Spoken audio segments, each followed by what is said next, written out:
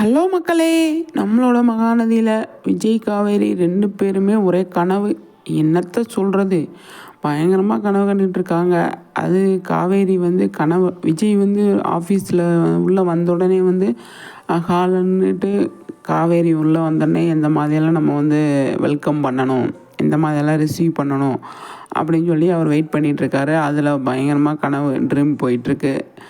காவேரி வந்து பார்த்தீங்க அப்படின்னா காரை விட்டு இறங்காமலே வந்து இறங்கலான்னு நினைக்கும்போது அந்த வக்கீலை பார்த்துறாங்க. வக்கீலை பார்த்தோன்னே பயங்கரமாக கனவு வந்துடுது அவங்களுக்கு. இந்த வக்கீல் தானே, அப்போ ஏதோ பிளான் இருக்குது, நம்மளை வந்து டைவர்ஸுக்கு தான் வந்து ரெடி பண்ணிட்டாங்க அப்படின்னு சொல்லி அதை நினச்சி அவங்க பயங்கரமாக ஃபீல் பண்ணிகிட்ருக்காங்க. 2 பேருமே கனவு, சரியான கனவுலையே இன்றைக்கியான எபிசோடு வந்து போயிடுச்சு.